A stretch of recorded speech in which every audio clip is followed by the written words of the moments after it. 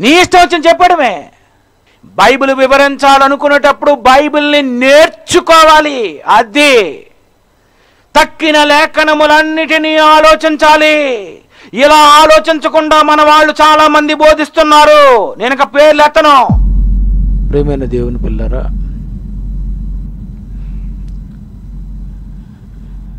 నిన్న శనివారం మనం చెప్పుకున్నట్లుగా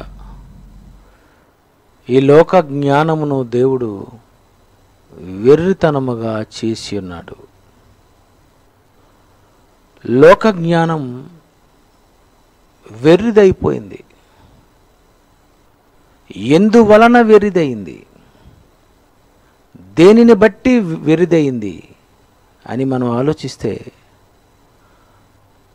మొదటి కొరింథీయులకు రాసిన పత్రిక 1వ అధ్యాయము 18-19 వచనములు మనం చదువుకుందాం. సిలువను గూర్చినటువంటి వార్త నశించుచున్న వారికి వెర్రితనమే గాని రక్షింపబడుచున్న మనకు దేవుని శక్తి ఇందు వశ్యమై జ్ఞానుల జ్ఞానమును నాశనము చేతును. ఇందు నిమిత్తమే, టైటిల్ కూడా అదే వేశాను నేను. ఇందు నిమిత్తమే జ్ఞానుల జ్ఞానమును నాశనము చేతును. ఎందు నిమిత్తము? ఆనాడు ఉన్నటువంటి సద్దూకైలు కానివ్వండి, ఆనాటి జ్ఞానులు కానివ్వండి, ఆనాడు ఉన్నటువంటి స్కాలర్స్ కానివ్వండి, ఆనాడు ఉన్నటువంటి మేధావులు కానివ్వండి, శాస్త్రులు కానివ్వండి, ఆనాటి ప్రపంచానికి దేవుడు చెప్పినటువంటి ఒక సవాల్ ఏంటంటే, ఈ సద్దూకైలు అనేటటువంటి ఈ తెగ పునరుద్ధానము లేదని చెప్పేటటువంటి ఒక తెగ. లోక జ్ఞానము కలిగినటువంటి వారు చెప్పేటటువంటి విషయం ఏంటంటే, రేపు చనిపోదము గనుక తిందుము త్రాగుదము. అంటే మరో బ్రతుకు లేదు. సద్దూకైలు చెప్పేది చనిపోయిన తర్వాత ఎవరు లేస్తారు? లేవరు. పునరుద్ధానము లేదని సద్దూకైలు ఒక బ్యాచ్ అయితే, జ్ఞానులమని శాస్త్రులని చెప్పుకున్నటువంటి ఎంతమంది అయితే ఈ మేధావి వర్గం ఉందో వారు చెప్పేది ఏంటంటే, రేపు చనిపోదము, ఇంకేముంది, తిందుము త్రాగుదము, చావు తర్వాత మరొక జీవితము లేదు, చావు తర్వాత మరొక జీవితము లేదన్న జ్ఞానులు, చావు తరువాత మరొక జీవితము లేదు, పునరుద్ధానమే లేదన్నటువంటి సద్దూకైలు ఇలాంటి తెగ మొదటి శతాబ్దంలో ఉంటే, మరి వీడు చెప్పింది ఏంటి, వాడు చెప్పింది ఏంటి, వీరిద్దరూ చెప్పింది చావు తర్వాత ఏది లేదన్నారు కదా. మరి యేసు ఎలా సమాధిలో నుండి తిరిగి లేచాడు? యేసు ఎలా పునరుద్ధానుడయ్యాడు? లేదని చెప్పే మీకు, చనిపోదము గనుక తిందుము త్రాగుదము చెప్పే మీకు, మీరిద్దరికి జవాబు ఎవరంటే యేసే. యేసు తిరిగి లేచాడు. ఇందు నిమిత్తమే జ్ఞానుల జ్ఞానము నాశనమైపోయింది. పునరుద్ధానము లేదని చెప్పినటువంటి సద్దూకైలు కానీ, చావు తరువాత మరొక జీవితం లేదని చెప్పుకున్నటువంటి జ్ఞానులు కానివ్వండి, వాళ్ళు చెప్పినటువంటిదంతా కూడా ఏమైపోయిందంటే తప్పైపోయింది. జ్ఞాని ఏమయ్యను, శాస్త్రి ఏమయ్యను? యేసు తిరిగి లేచాడు. ఆయన తిరిగి లేచిన తరువాత మీరు చెప్పినటువంటి జ్ఞానులు కానీ శాస్త్రులు కానీ ఏమయ్యను? యేసు తిరిగి లేచాడు. మొదటి శతాబ్దంలో జరుగుతున్నటువంటి పచ్చ నిజం ఇది. యేసు తిరిగి లేచాడు. లేవరు, పునరుద్ధానమే లేదని అంటున్నటువంటి వారులారా, జ్ఞాని ఏమయ్యను? మీరు చెప్పిన సిద్ధాంతాలన్నీ తప్పైపోయాయి, మీరు చెప్పినటువంటి వార్తలన్నీ అబద్ధమైపోయాయి, మీరు చెప్పినటువంటి జ్ఞానము నిరర్ధకమైపోయింది. జ్ఞాని ఏమయ్యను? శాస్త్రి ఏమయ్యను? ఈ లోకపు తర్కవాది ఏమయ్యను? మొదటి శతాబ్దంలోనే ఈ ప్రపంచము చేతులెత్తేసింది, మేము చెప్పినవి మా సిద్ధాంతాలు తప్పని. కారణం, యేసు తిరిగి లేచాడు. యేసు తిరిగి లేవడం ఈ యావత్తు ప్రపంచానికి యేసే మహాజ్ఞాని, మహా మార్గమైపోయాడు. అందుకే ఈ 24వ వచనంకి వచ్చేసరికి ఏమని వ్రాయబడిందో ఒకసారి చూడండి. మొదటి కొరింథీయులకు రాసిన పత్రిక 1వ అధ్యాయము 24. ఆయన యూదులకు ఆటంకముగాను యూదులకు ఆటంకముగాను అన్యజనులకు వెర్రితనముగాను ఉన్నాడు. కానీ యూదులకేమి, గ్రీసు దేశస్థులకేమి, పిలువబడిన వారికే క్రీస్తు దేవుని శక్తి, దేవుని జ్ఞానమునై ఉన్నాడు. పౌలు గారు అంటున్నారు, మీ జ్ఞానము ఆగిపోయింది, మీ జ్ఞానము తప్పు చెప్పింది, మీ జ్ఞానము పునరుద్ధానము లేదంది, మీ జ్ఞానము దేవుడు లేడు, విశ్వం దేవుడు సృష్టి కాదు అంది.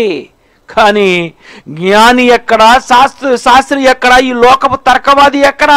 పునరుద్ధానము ముందు ప్రత్యక్ష సాక్ష్యం, యేసు తిరిగి లేచాడు కనుక క్రీస్తే దేవుని శక్తి, దేవుని జ్ఞానము.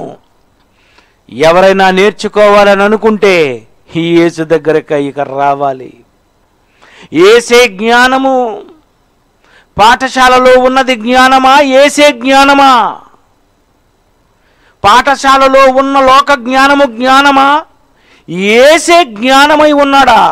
మొదటి శతాబ్దములో పౌలని క్రైస్తవుడు చెప్పాడండి. జ్ఞానం అంటే లోకంలో ఉన్నది కాదు, లోకంలో ఉన్నది మొదటి శతాబ్దంలోనే చేతులెత్తేసింది. ఇందు నిమిత్తమే. ఎందు నిమిత్తం? ఎన్నోసార్లు వాక్యాలు చదువుకుంటున్నాను కానీ ఆ చదువుకున్న వాక్యాలకు అర్థం చేసుకోవటం లేదు. ఈరోజు క్రైస్తవులు అంతే, అలాగే తయారైపోయారు. ఇందు నిమిత్తమే జ్ఞానుల జ్ఞానమును నాశనము చేతును. జ్ఞానులు ఎవరున్నారు? వారి జ్ఞానం నాశనం. వివేకుల వివేకమును శూన్యపరుతును. చనిపోయిన తరువాత మరో బ్రతుకు లేదా? చనిపోయిన వాడు తిరిగి లేవడా? రేపు చనిపోదము గనుక తిందుము త్రాగుదుమా? ఏంటి లోక జ్ఞానము? లోక జ్ఞానం ఏమంటుంది? రేపు చనిపోదము గనుక తిందుము గనుక మనము బ్రతకాలి గనుక మనకి కోటి విద్యలు కావాలి, కోటి విద్యలు కావాలి. కోటి విద్యలు కూటి కోసం దైవ జ్ఞానము, యేసు జ్ఞానము, వాక్యము పరలోకంలో చోటు కోసం. పరలోకంలో చోటు కావాలా? పునరుద్ధానము కావాలా? దేవుని దగ్గరకు వెళ్ళాలనుకుంటున్నావా? మరో లోకం ఉందని తెలుసుకోవాలనుకుంటున్నావా? అయితే క్రీస్తు దగ్గర రా. క్రీస్తే దేవుని శక్తి, దేవుని జ్ఞానమై ఉన్నాడు. యేసండి జ్ఞానము. యేసు దగ్గరికి రావాలండి. మొదటి శతాబ్దానికే యేసుక్రీస్తు కోసం చెప్పేశాడు, క్రీస్తు దేవుని శక్తి, జ్ఞానమై ఉన్నాడు. ఇక లోకములో లోక జ్ఞానమును దేవుడు వెర్రితనముగా చేసేశాడు. అది వెర్రిది, అది వెర్రితనముగా చేశాను నేను.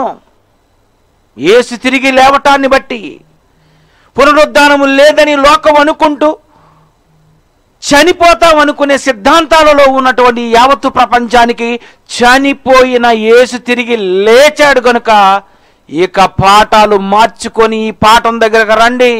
తురన్ను అనే పాఠశాలలో, ఆ పాఠశాలలో అంతవరకు జరుగుతున్న పాఠాలను మార్చి ఈ జ్ఞాన సంబంధమైనటువంటి దైవ పాఠాలను, క్రీస్తు పాఠాలను, క్రీస్తే దేవుని శక్తి జ్ఞానమై ఉన్నాడన్న పాఠాలను మొదటి శతాబ్దంలో క్రైస్తవుడైనటువంటి పౌలు గారు ప్రారంభించారు. పాఠాలు, ఏ పాఠాలు నేర్చుకోవాలి? రేపు చనిపోదుము అన్న పాఠం కావాలా? చనిపోయిన తరువాత తిరిగి లేచాడన్న క్రీస్తు జ్ఞానము, క్రీస్తు పాఠము అవసరం అంటారా? లోకానికి యేసే అవసరమండి. లోకానికి యేసు జ్ఞానమే అవసరము. లోకానికి బైబిల్ జ్ఞానమే అవసరము. ఇది నేర్పించాలి పాఠ్య పుస్తకాలలో. మీరెలాగా పాఠ్య పుస్తకాలలో దీనిని చేర్చరు, పాఠ్య పుస్తకాలలో మీరు దానిని బోధించరు గనుక బోధించవలసినది క్రైస్తవుడు. క్రైస్తవుడికే తెలుసు మహాజ్ఞానము. అందుకే మనం మాట్లాడేటప్పుడు ప్రజలు ఏం అడుగుతారో తెలుసా? మీరు క్రైస్తవులా? ఏ క్రైస్తవులు అని అడుగుతున్నారు? ఎందుకంటే క్రైస్తవులైతేనే ఇలా మాట్లాడతారు, క్రైస్తవులైతేనే ఇలా జ్ఞానాన్ని బోధిస్తారు, క్రైస్తవులైతేనే యావత్తు ప్రపంచానికి, శాస్త్రానికైనా ఏ శాస్త్రానికైనా మహాజ్ఞానాన్ని, సకల శాస్త్రాలను అధిగమించిన బైబిల్ అని ఒక క్రైస్తవుడు మాత్రమే చెప్పగలడండి. ఎందుకంటే క్రీస్తుని జ్ఞానము దగ్గరకు వచ్చాడు గనుక. క్రీస్తు దగ్గరకు రానంత వరకు నీకు సర్వజ్ఞానము లేదు, సర్వసత్యము లేదు, మహాజ్ఞానమే నీకు లేదు. కోతి నుండి పుట్టాడని చెప్పుకోవలసినదే, కూటి కొరకే బ్రతకాలన్న జ్ఞానము నేర్చుకోవలసినదే. రేపు చనిపోదుము గనుక తిందుము త్రాగుదుము అని ఈ లోకాలన్నిటినీ షికారులు చేయడానికి తిరగవలసిందే. అంతే. లోకాలన్నీ చదువుకొని ఆ ఊరు, ఈ దేశం, ఆ బీచు, ఈ ఊరు, ఆ పట్టణము చూడడానికి వెళ్ళాలి తప్ప జ్ఞానాన్ని బోధించడానికైతే ఒక క్రైస్తవుడే వెళతాడు సర్వలోకానికి. లోకంలో లోక జ్ఞానము, ఈ లోక జ్ఞానమును దేవుడు వెర్రితనముగా చేసి ఉన్నాడు కదా. తెలీదా మీకు? తెలీదా? లోకం దగ్గరికి రండి, లోక జ్ఞానుల దగ్గరకు రండి. లోక జ్ఞానులు చెప్పినవి, లోక జ్ఞానులు మాట్లాడినవి, లోక జ్ఞానులు పలికినటువంటి కొన్ని మాటలు పలుకుతాను. చాలా జాగ్రత్తగా ఇక్కడ మీరు తీక్షణంగా ఆలోచించాలి. ఈ ప్రకృతి, ఈ సృష్టి, ఈ మహావిశ్వం, ఈ విశ్వం కోసం యావత్తు ప్రపంచంలో మేధావులైనటువంటి వారు, జ్ఞానులైనటువంటి వారు, చదువుకున్నటువంటి వారు, వీళ్ళు చెప్పినటువంటి సిద్ధాంతాలలో, వాళ్ళు చెప్పిన మాటలలో కొన్ని మాటలు నేను చెబుతాను. సృష్టి ఉందంటే సృష్టికర్త ఉంటాడు. సృష్టి ఉందంటే సృష్టికర్త ఉంటాడు. క్రియేషన్ ఉందంటే క్రియేటర్ ఉంటాడు.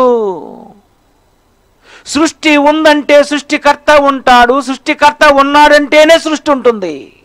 అంటే సృష్టిని చూసి, సృష్టిని పరిశీలించి ఈరోజు మనిషి దేవుడు ఉన్నాడు అని తెలుసుకోవచ్చు. రైట్. మరి సృష్టి ఉందని తెలుసుకున్నావు, సృష్టి దేవుడే చేశాడు అని, ఉన్నాడు అని నువ్వు నమ్ముకున్నావు. రైట్. అలా నమ్ముకున్నటువంటి నీవు చనిపోయిన తరువాత యేసును నమ్మకపోతే, బ్రతుకున్నప్పుడు యేసును గురించి తెలుసుకొనకపోతే, సృష్టిలోనూ సృష్టికర్త ఉన్నాడని దేవుని నమ్మి చనిపోతే నువ్వు ఎక్కడికి వెళ్తావు? ఎక్కడికి వెళ్తారు? సృష్టిని చూసి సృష్టికర్త ఉన్నాడని నమ్మి నువ్వు మహాజ్ఞానివని, జ్ఞానాన్ని నేర్చుకున్నావని, సృష్టికర్త ఉన్నాడని ఒకవేళ నువ్వు చెప్పినా నువ్వు పరదేశికి వెళ్ళవు, పాతాళానికి పోతావు. ఇదేంటి? చదువుకొని జ్ఞానినని చెప్పుకొని సృష్టికర్త ఉన్నాడని నమ్మి ఎందుకు పాతాళానికి వెళ్ళిపోయాడు? పాతాళానికి వెళ్ళిన తర్వాత దేవుడు ఉన్నాడని నమ్మేందుకు నేను పాతాళానికి వచ్చాను అని ఆలోచిస్తాడు. బాగా ఆలోచించాలి. దేవుడు ఉన్నాడని నువ్వు నమ్మొచ్చు, లోక జ్ఞానాన్ని బట్టి నువ్వు పరిశీలన చేయొచ్చు. ఇగో శూన్యములో భూమి ఉంది, శూన్యములో సూర్యుడు ఉన్నాడు, ఇగో పువ్వులు, ఇగో కాయలు, ఇలా నక్షత్రాలు, ఇవన్నీ ఉన్నాయి కనుక ఇవన్నీ జరుగుతూ ఉన్నాయి అంటే దీని వెనక దేవుడు ఖచ్చితంగా ఉన్నాడు అని నువ్వు నమ్ముకుంటే కుదరదు. సృష్టికర్త ఉన్నాడని తెలుసుకున్న జ్ఞాని అయినటువంటి యేసు దగ్గరికి లోకమంతా రావలసిందే. క్రీస్తు దేవుని శక్తి జ్ఞానమై ఉన్నాడు. అందుకే యేసు ఏమంటున్నారు తెలుసా? యోహాను సువార్త 14:6 చూడండి. ఈ మాటకున్నటువంటి అర్థం క్రైస్తవులు గమనించండి. ఇది క్రైస్తవుల కోసం చెబుతున్న మాటలు ఇవి. యేసు అంటున్నారు, నేనే మార్గం, నేనే సత్యం, నేనే జీవం, నా ద్వారా తప్ప ఎవడు తండ్రి యొద్దకు రాలేడు. అంటే లోక జ్ఞానంతో లోకాన్ని చూసి నువ్వు దేవుడు ఉన్నాడని నమ్మి చనిపోతే, క్రీస్తు దగ్గరకు రాకపోతే నీకు ఇక క్షమాపణ లేదు, నీకు స్వర్గము లేదు, పాప క్షమాపణ లేదు. అంటే లోక జ్ఞానులు లోకాన్ని చూసి దేవుడు ఉన్నాడని నమ్మిన ఆ లోక జ్ఞానము సరిపోదు. క్రీస్తు దగ్గరకు రావలసినదే,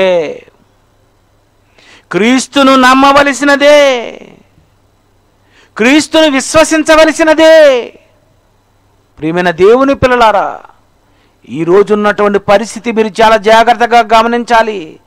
దేవుడు ఉన్నాడని నమ్మి చనిపోయినా నరకమే, దేవుడు ఉన్నాడని నమ్మి చనిపోతే పాతాళమే. కానీ దేవుణ్ణి నమ్మొచ్చు, కానీ నమ్మిన వాడు క్రీస్తు దగ్గరకు వచ్చి క్రీస్తును విశ్వసించాలి. కానీ ఈరోజు ఏమైపోయింది? క్రీస్తు మాకు అవసరం లేదు, ఇగో దేవుడు ఉన్నాడు, దేవుడు కనబడడు, సృష్టికర్త ఉన్నాడు, క్రియేటర్ ఉన్నాడు, క్రియేషన్ ఇస్ దేర్ అంటున్నారు. అలాంటి వాళ్ళందరూ చనిపోతే వాళ్ళు పాపక్షమాపణ పొందగలరా? వాళ్ళకి పరలోక ప్రాప్తి ఉందనుకుంటున్నారా? క్రీస్తు లేకపోతే, క్రీస్తు దగ్గరకు రాకపోతే ఇక యావత్తు ప్రపంచానికి స్వర్గమే లేదు. క్రీస్తే దేవుని శక్తి, దేవుని జ్ఞానమై ఉన్నాడు. జ్ఞానాన్ని బోధించాలంటే క్రీస్తే బోధించాలి. చనిపోయింది తిరిగి లేచినటువంటి యేసుని యావత్తు ప్రపంచము విశ్వసించాలి. కనుక లోకములో లోక సంబంధమైన లోక జ్ఞానముతో నువ్వు ఒక జ్ఞానివని, నేను దేవుడు ఉన్నాడని కనిపెట్టేసన్న జ్ఞానము, ఈ విశ్వాసము ఇక సరి అయినది కాదు అని మొదటి శతాబ్దంలో పౌలు గారే చెబుతున్నారు. 1 కొరింథీయులకు రాసిన పత్రిక 2:4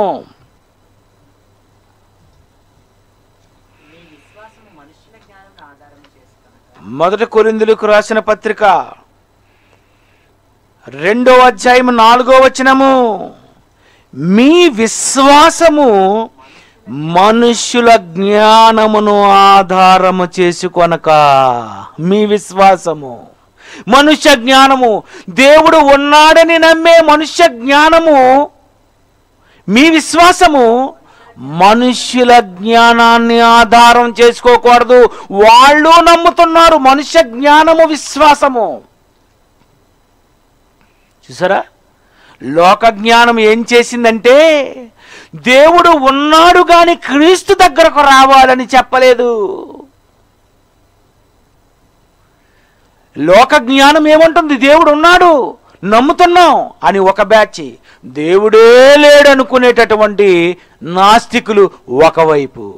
చూసారా, ఉన్నాడని నమ్మేవారు, లేడని అనుకునేటటువంటి వారు, వీళ్ళిద్దరూ రావలసింది క్రీస్తు దగ్గరకు. ఇలా వీళ్ళిద్దరూ రాకపోతే ఇందులో ఎవరైతే దేవుడు ఉన్నారని విశ్వసిస్తున్నారో, సృష్టిని గూర్చి తెలుసుకొని సృష్టికర్త ఉన్నాడన్న జ్ఞానముతో, మనుష్య జ్ఞానముతో దేవుడు ఉన్నాడని తెలుసుకున్న అలాంటి విశ్వాసము కాదు క్రైస్తవుడు ఉండవలసినది. మీ విశ్వాసము మనుష్యుల జ్ఞానమును ఆధారము చేసుకొనక దేవుని శక్తిని ఆధారము చేసుకొనవలనని నేను మాట్లాడినను, సువార్త ప్రకటించి తిని. నేను మాట్లాడుతున్నాను, నేను సువార్త ప్రకటిస్తున్నాను. సువార్త వలన లోకానికి రక్షణ. సువార్త వలనే లోకము దేవుని గూర్చి తెలుసుకోవాలి. యేసు తిరిగి లేచాడన్న వార్తను బట్టే యావత్తు ప్రపంచము పరలోకానికైనా పరదేశకైనా వెళ్ళవలసి ఉంది. ఎలా ఉందో చూడండి పరిస్థితి ఈరోజు. అంటే దేవుడు ఉన్నాడని తెలుసుకుంటే సరిపోదా? సరిపోదు. క్రీస్తు దగ్గర రాకపోతే. దేవుడు ఉన్నాడని నమ్మితే గుడ్డిగా సరిపోతుందా? సరిపోదు. మీ విశ్వాసము మనుష్యుల జ్ఞానమును ఆధారము చేసుకోకండి. మనుషులు ఏమనుకుంటున్నారు? నేను నమ్మాను కదా దేవుణ్ణి, నేను సృష్టికర్తనే నమ్ముతున్నాను కదా, నేను సృష్టించిన సృష్టికర్త క్రియేటర్నే నమ్ముతున్నాను కదా అని నమ్ముకుంటున్నారు. అలా నమ్ముకున్న నమ్మకము ఇది జ్ఞానము కాదు. ఏది జ్ఞానము? యేసు తిరిగి లేచాడన్నది జ్ఞానము. యేసు యావత్తు ప్రపంచానికి శకపురుషుడు. యేసు శకపురుషుడయ్యాడు. ఎందుకు లోకానికి యేసు శకపురుషుడు అవ్వాలి? తిరిగి లేచాడు గనక, పాపము లేనివాడు గనుక, అతనిలో పాపం ఉన్నదని ఎవడు నిరూపించలేకపోతున్నాడు గనుక పురుషులందు పుణ్య పురుషుడుగా, ఉత్తమ పురుషుడుగా, సత్పురుషుడుగా యేసుక్రీస్తు వారు యావత్తు ప్రపంచానికి శకపురుషుడయ్యాడు, మహాజ్ఞాని అయ్యాడు, గురువు అయ్యాడు. ఎవరు గురువు? ఏ గురువు దగ్గర నేర్చుకోవాలి? ఏ గురువు దగ్గర ఉంది జ్ఞానము? లోక సంబంధమైనటువంటి వారి దగ్గర ఉందా? గురువులని ఎవరిని పిలవవద్దు. చనిపోయిన తర్వాత ఏం జరుగుతుందో ఏ గురువు చెప్పగలడు? యావత్తు ప్రపంచంలో ఏ గురువు చెప్పలేడు. యేసుని అడిగితే చెబుతాడు. యేసు తిరిగి లేచాడు అంటే పునరుద్ధానము అంటే ఏమనుకున్నారు? సిలువను గుర్చిన వార్త అంటే ఏమనుకున్నారు? రక్షించేది. ఆ సిలువను గూర్చినటువంటి వార్త నశించుచున్న వారికి వెర్రితనము. చనిపోయినోడు తిరిగి లేవడం ఏట్రా అనుకుంటాడు. ఇంక మనమేం చేయలేం. ఎలాగా చనిపోతాడు కదా. నువ్వు ఎలాగా చనిపోతావు? చనిపోయిన నీవు యేసు ప్రభువు నమ్మొచ్చు కదా. ఎందుకు నమ్మవు? యేసు తిరిగి లేవలేదా? మొదటి శతాబ్దంలో జరిగిన సంఘటన యథార్థ గాథ బోధిస్తున్నాడు పౌలు గారు. మొదటి కొరింథీ మొదటి అధ్యాయము 18వ వచనము. సిలువను గూర్చిన వార్త, సిలువను గూర్చిన వార్త ఇది నశించుచున్న వారికి వెర్రితనము, వెర్రితనము, వెర్రితనము, వెర్రిగుండుంది. కానీ యేసు తిరిగి లేచాడని నమ్మినటువంటి రక్షింపబడిన మనకు దేవుని శక్తి. ఇందు విషయమై ఈ లోక జ్ఞానమును దేవుడు ఎందుకు వెర్రితనముగా చేశాడంటే ఇందు విషయమై. పునరుద్ధానము లేదన్నావు, ఇందు విషయమై. తిరిగి లేవడన్నావు, ఇందు విషయమై. చచ్చిపోతాడు, రేపు చనిపోదము, ఇందు విషయమై. ఈ లోక జ్ఞానము చావు వరకు వచ్చి ఆగిపోయింది. దైవ జ్ఞానము చావు నుండి తిరిగి మరో బ్రతుకుంది, మరొక లోకముంది, మరొక జీవితం ఉంది. దేవుడు మహాశక్తిని చూస్తాడన్న జ్ఞానము పుట్టింది. కనుక ఈ జ్ఞానము బడులలో ఉంటుందా? ఈ జ్ఞానము అక్కడ నేర్చుకుంటే వారికి తెలిసిందా? నో. మనమే చెప్పాలి, మనమే యావత్తు ప్రపంచానికి చెప్పవలసి ఉంది. ఎందుకంటే లోకములో ఉన్నటువంటి జ్ఞానము, నిన్న చెప్పాను, మళ్ళీ చదువుతారు చూడండి, యాకోబు 3:15 చూడండి. యాకోబు 3:15, ఈ జ్ఞానము పైనుండి వచ్చినది కాక భూ సంబంధమైన రేపు చనిపోదము అనే జ్ఞానము దేవుడు ఉన్నాడు అని చెప్పే జ్ఞానము. ప్రకృతి సంబంధమైనది. ప్రకృతి సంబంధమైనది ఏంటి? ప్రకృతి సంబంధమైనది. ప్రకృతి ఏం చెబుతుంది? దేవుడు ఉన్నాడు అని అంతవరకు చెబుతుంది. ప్రకృతి సంబంధమైనది దయ్యముల జ్ఞానము వంటిది. దయ్యముల జ్ఞానము, దయ్యాలకు ఒక జ్ఞానం ఉంది. ఏంటది? దేవుడు ఉన్నాడని నమ్ముతున్నాం. ఆహా, దయ్యాలు చూడండి ఎంత బాగుందో. దయ్యములు దేవుడు ఉన్నాడు అని నమ్ముతున్నాం, కానీ బ్రాకెట్లో మాకు పరలోకం రాదు. నమ్మిన మేము, దయ్యాలమైన మేము దేవునిని నమ్మినా మాకు ఎలాగైతే పరలోకం రాదో, లోక జ్ఞానులు లోకాన్ని చూసి దేవుడు ఉన్నాడని నమ్మిన వాళ్ళకి పరలోకం రాదు. ఇది దయ్యాల జ్ఞానం. ఏమి దయ్యం జ్ఞానం చూడండి. అర్థమవుతుంది మీకు? అర్థమవుతుందా? దెయ్యముల జ్ఞానం ఏంటండి అంటే, దెయ్యాలకు ఒక జ్ఞానం ఉంది. ఏం జ్ఞానం? దేవుడు ఉన్నాడని నమ్ముతున్నాయి. అలా నమ్ముట మంచిదే. దెయ్యాలు కూడా ఏమవుతున్నాయట? యాకోబు 2:19 చూడండి. దేవుడు ఒక్కడే అని నీవు నమ్ముచున్నావు, అలా నమ్ముట మంచిది. దయ్యములు నమ్ముతున్నాయి. నమ్మిన దయ్యాలకు పాతాళమే. నమ్మిన దయ్యాలకు పరలోకం లేదు. దయ్యాలు దేవుడు ఉన్నాడని నమ్మిపోతున్నాయి పాతాళానికి. లోక జ్ఞానము, ప్రకృతి సంబంధమైన జ్ఞానము, ఈ దయ్యముల జ్ఞానము దేవుడు ఉన్నాడని అంతవరకే నమ్మాలి తప్ప యేసు దగ్గరకు నిన్ను రానివ్వడం లేదు. చూసారా? ఈరోజు యావత్తు ప్రపంచం ఎలా ఉందంటే, సృష్టికర్త ఉన్నాడని నమ్మి, దేవుడు ఉన్నాడని గుడ్డిగా నమ్మి తెలుసుకొని జ్ఞానముగా తెలుసుకున్న ఈ జ్ఞానము జ్ఞానానుసారమైనది కాదు. యేసు లేకపోతే, యేసు దగ్గరకు రాకపోతే నా ద్వారా తప్ప ఎవడు పరలోకానికి రాడు.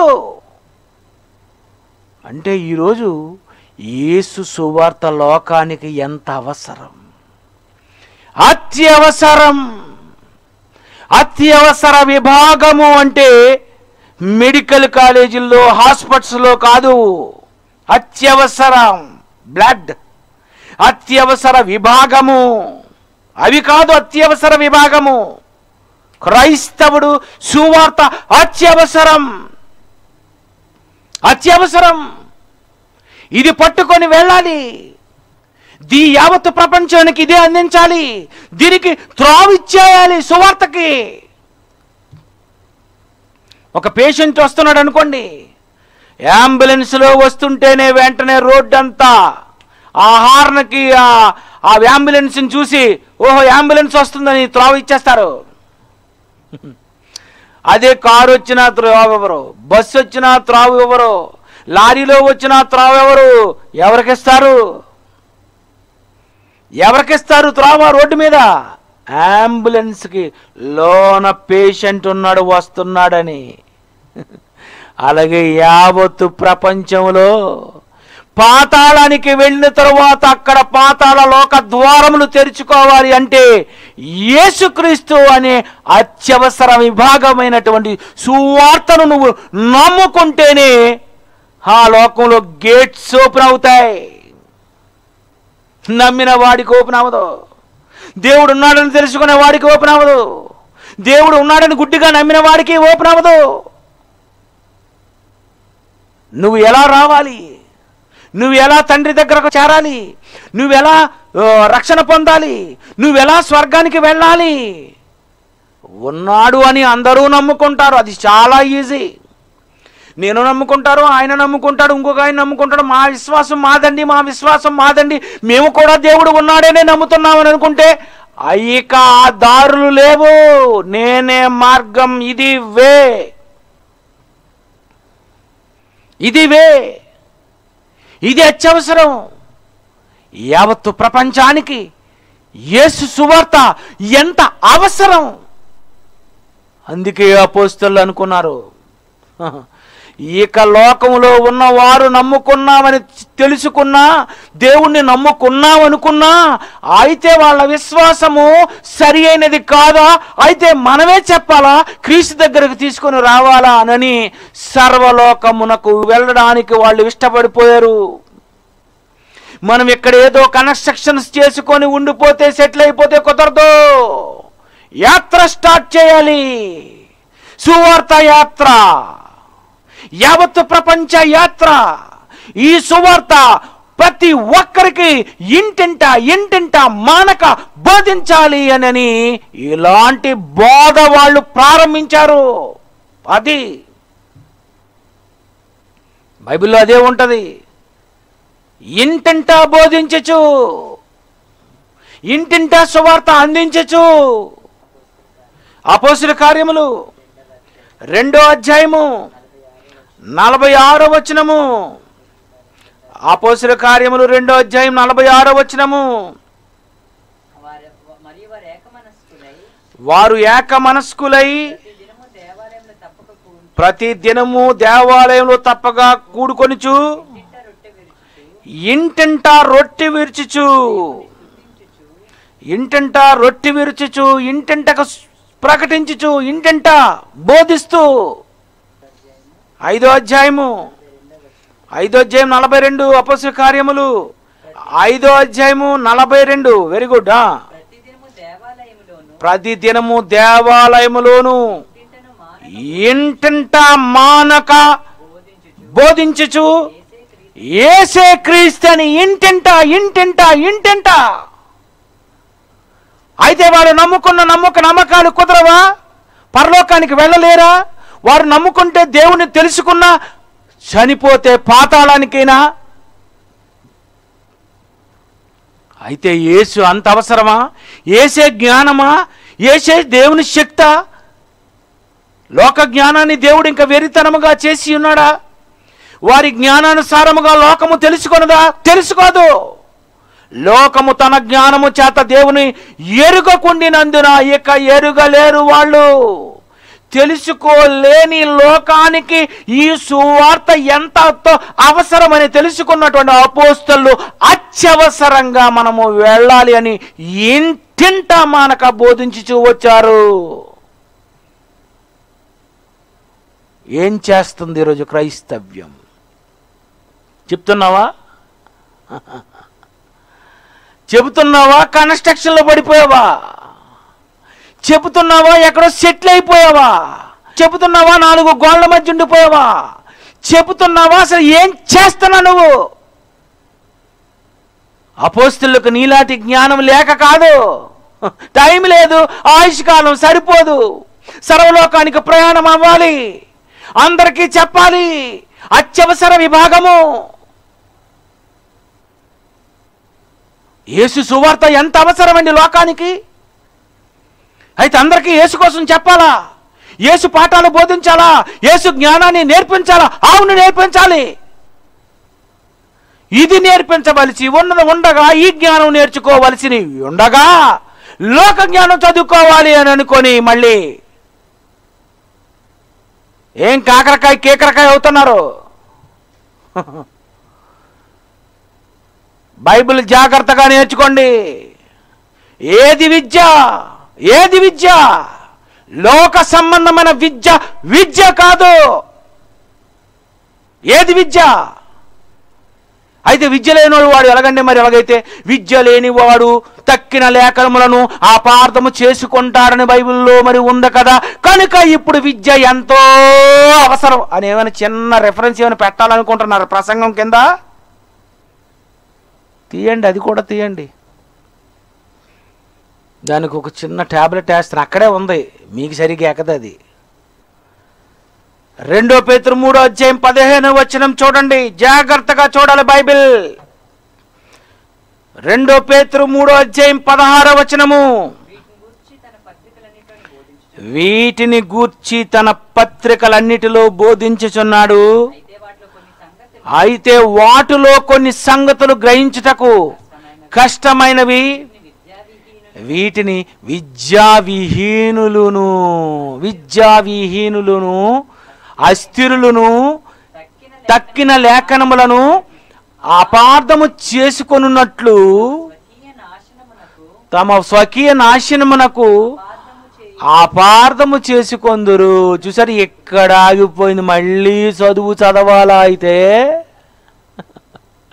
విద్యా విహీనులకు బైబిల్ తెలియదు గనుక విద్య అవసరము అని మళ్ళీ బోధిస్తావా? చెప్పు. విద్యా విహీనులైతే బైబిల్ని అర్థం చేసుకోరు గనుక విద్య అవసరము గనుక మినిమం మన పిల్లలకు ఇంటర్మీడియట్ అయినా డిగ్రీ అయినా ఉండాలి.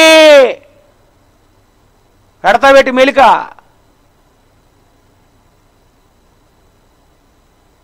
చదువు ఇక్కడ ఏముందో? విద్యా విహీనులు అస్థిరులైన వారు తక్కిన లేఖనాలను అర్థం చేసుకోలేని వాడు విద్యా విహీనుడు. అది బైబిల్ అంతటి మీద అనుభవం లేనివాడు విద్యా విహీనుడు. చదువుకోవాలనుకునేది కాదు ఇక్కడ సిద్ధాంతం. జాగ్రత్త వినాలి. విద్యా విహీనుడైన వాడు ఏం చేస్తాడు? చదువుకోలేనుడు. ఇటు లోకంలో ఇంటర్మీడియట్ డిగ్రీలు చదువుకున్నాడు బైబిల్ అర్థం చేసుకుంటాడు కాదు అని లేదు. తక్కిన లేఖనాలు ఆదికాండం నుండి ప్రకటన గ్రంథం వరకు అర్థం చేసుకోలేని వాడు ఎవడంటే బైబిల్ విద్యా విహీనుడు. అది బైబిల్ విద్య లేనివాడు.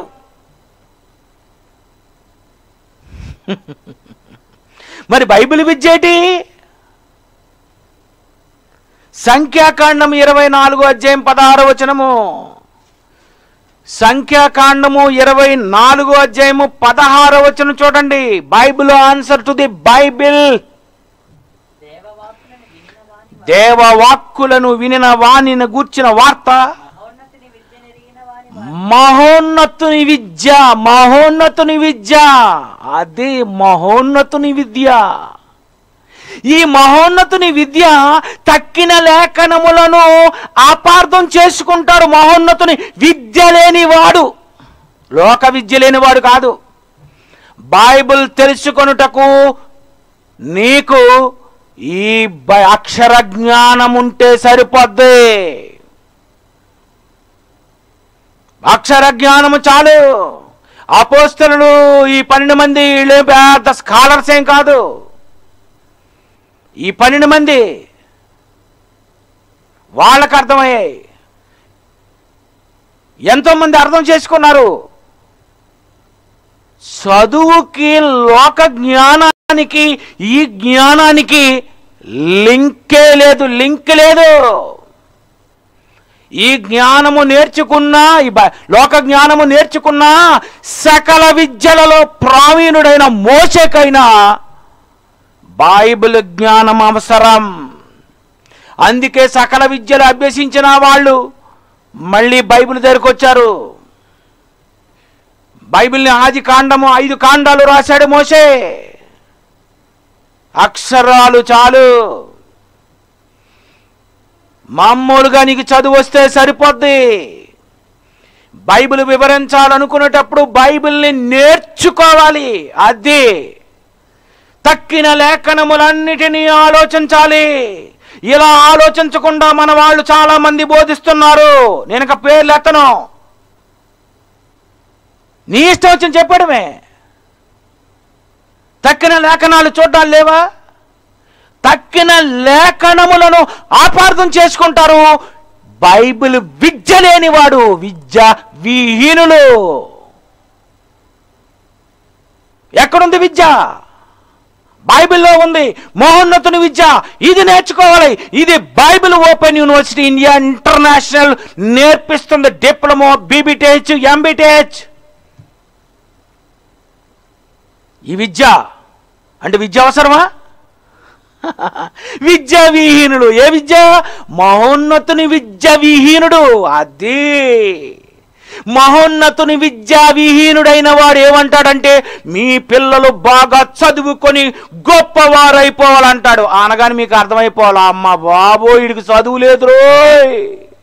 మీరు అనుకున్నారు ఆ డిగ్రీలు చూసి జ్ఞానం అనుకున్నారు. కాదు, ఈ డిగ్రీలు లేవు, అందుకే చింపేస్తారు.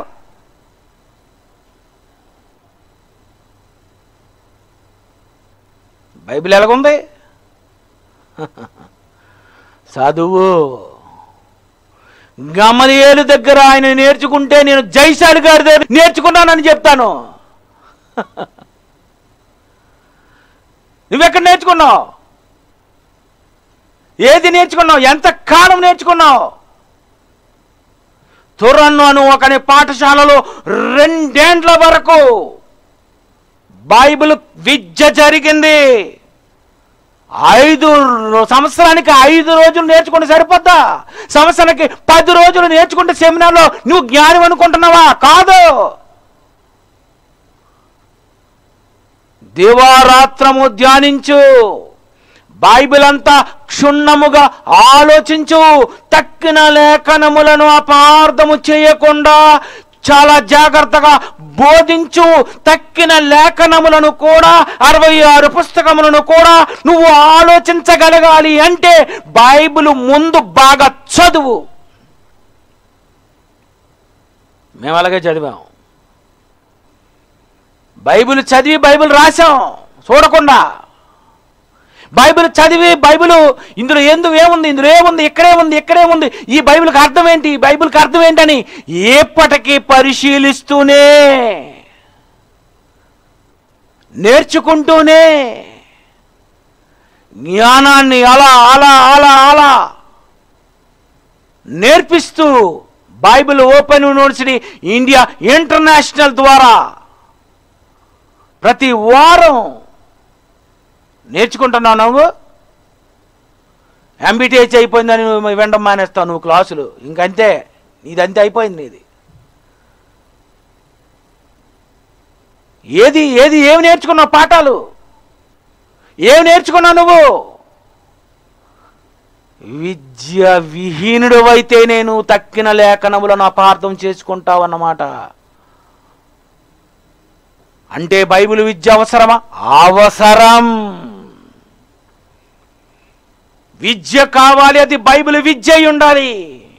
పాఠశాలైనా పాఠశాలలో బైబిల్ పాఠాలు బోధించాలి. ఆది పౌలు గారు ఏమి నేర్చుకుంటున్నావు?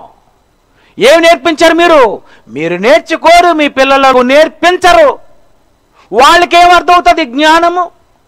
అప్పుడు వాళ్ళు ఏమైపోతారంటే తక్కిన లేఖనములను అపార్థం చేసుకుంటారు. అది చూసారా? బైబిల్ విద్య లేకపోతే ఎంత ప్రమాదము. కొన్ని సంగతులు మీకు అర్థం అవ్వవు. కనుక ఏమైపోయింది ఇప్పుడు ఈరోజు? ఇంతకాలము లోక జ్ఞానము వెరితనముగా చేశాడు చేశాడు చేశాడు అంటుంటే, మళ్ళీ లోక జ్ఞానమే మనం చదువుకోవాలి అంటుంటే ఏమర్థమైంది? నీకు ఏమర్థమైంది? ఏమర్థమైంది? బైబిల్ జ్ఞానం బైబిల్ విద్య గొప్పదని ఏమర్థమైంది? నువ్వెవరి దగ్గర నేర్చుకున్నావంటే మా గురువు యేసు అని చెప్పాలి. అది మీకు గురువు ఒక్కడే. మీకు అది నేను యేసేనండి. చావు తర్వాత ఏం జరుగుతుందో చెప్పగలిగేది ఆ గురువు గారు. ఈ గురువులు అసలు కాదు. గురువులని పేరు పెట్టుకునే వారికి సమస్తమును తెలిసిన వాడే గురువు అవుతాడు. అన్ని విద్యలు తెలిసిన వాడు గురువు అవుతాడు. సృష్టి ఎలా పుట్టిందో చెప్పలేవు, సృష్టి వెనుక ఏ దేవుడున్నాడు చెప్పలేవు. చనిపోయిన తర్వాత ఏం జరుగుతుందో చెప్పలేవు. పాతాళాలలో ఇదిగో ఈ సృష్టిని సృష్టించినటువంటి ప్రతి దాని వెనుక సృష్టికర్త ఉన్నాడు అని చెప్పలేవు. నువ్వేం గురువువి? సవాలు చేయలేని వాడివి, లోకానికి మహాజ్ఞానం బోధించలేని వాడివి, సర్వం తెలియని వాడివి. అందుకే వీళ్ళందరినీ త్రిప్పి కొట్టుటకే పుట్టాడు యేసు. ఇందు నిమిత్తమే పునరుద్ధానము లేదనుకున్న వాళ్ళు, రేపు చనిపోదామనుకుంటున్న వీళ్ళు ఇందు నిమిత్తమే జ్ఞానుల జ్ఞానమును నాశనము చేస్తా. ఆ రోజు అపోస్తలుల ద్వారా వినిపించారు, ఈ రోజు జైశాలి ద్వారా వినిపించారు, ఈ రోజు డిప్యూటీ డైరెక్టర్ల ద్వారా వినిపిస్తున్నారు, మరి ప్రిన్సిపల్స్ ద్వారా వినిపిస్తున్నాడు దేవుడు. ప్రేమైన దేవుని పిల్లరా, ఏమనుకున్నారు బైబిల్ అంటే? లోకంలో చదువుకున్న వాడికైనా ఉద్యోగం లేకపోవచ్చేమో, సరిగ్గా ప్రభుత్వం జీతాలు ఇవ్వలేకపోతుందేమో. బైబిల్ విద్య నేర్చుకుంటే దేవుడు నిన్ను చాలా గొప్పగా పెంచుతాడు. దేవుడు నిన్ను గొప్పగా పెద్ద పెద్ద వేదికల మీద నిన్ను నిలబెట్టి నీ చేత మాట్లాడించగలడు. స్కూల్లోనైతే 100 మందికే చెప్పగలవేమో, నువ్వు బైబిల్ జ్ఞానివైతే 1000 మందికి, 50,000 మందికి, 1,00,000 మందికి చెప్పవచ్చు. అది క్రైస్తవుడు. అదండి క్రైస్తవుడు. ముందు ఉన్న జనం 1000 మంది, 1,00,000 మంది. లోక జ్ఞానులు ముందు ఉన్నప్పుడు వాళ్ళు మాట్లాడే మాటలు ముందు చిన్న చిన్న మాటలు, ఏవేవో మాటలు, ఉపయోగపడని మాటలు. ఎంతోమంది ఉంటారు, బాగా చదువుకొనే ఉంటారు, పాపం ఇంగ్లీషే మాట్లాడుతుంటారు, బాగా చదువుకున్న వాళ్ళే. పాపం రోడ్డు మీద ఏదో పిచ్చోళ్ళు, ఏంటండి మీరు ఇలా మాట్లాడతాం, ఇంతేనండి, మరి చదువుకున్నాం కానండి, ఇలాగ అయిపోయామండి. ప్రియమైన దేవుని పిల్లరా, ఏ చదువు చదవాలి, ఏ చదువు చదివించాలి, ఈ జ్ఞానము నేర్పించి లోక జ్ఞానము వెరిదని చెప్పి జ్ఞాని ఏమైను, శాస్త్రి ఏమైను, జ్ఞానుల జ్ఞానం ఇదిగో నాశనం చేసేస్తానని చెప్పవలసిన నీవు నశించిపోయే, నాశనం అయిపోయిన జ్ఞానాన్ని నేర్చుకోవాలని నువ్వు అనుకుంటున్నావంటే విద్యా విహీనుడవయ్యావు. కళ్ళు మూసుకోండి, టైం అయింది. ప్రేమగల మా తండ్రి, మీ జ్ఞానము ఎంత గొప్పదో, వారి విద్యను అవిద్యగా చేస్తానన్నారు. అది మీరు చేస్తారు. మీ కుమారుని యేసు చేశాడు. మొదటి శతాబ్దంలో అపోస్తలులు చేశారు.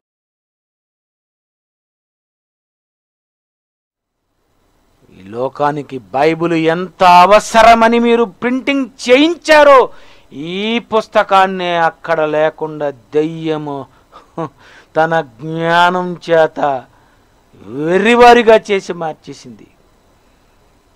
ఆ దెయ్యముల జ్ఞానములో ఉన్నవారు నమ్ముతారు గాని క్రీస్తు దగ్గరకి రారు. ఇది మీ పిల్లలు గుర్తించగలిగేటట్లు సహాయం చేయమని యేసుక్రీస్తు పేరటి ప్రార్థన మీకు సమర్పిస్తున్నాం తండ్రి. ఆమేన్.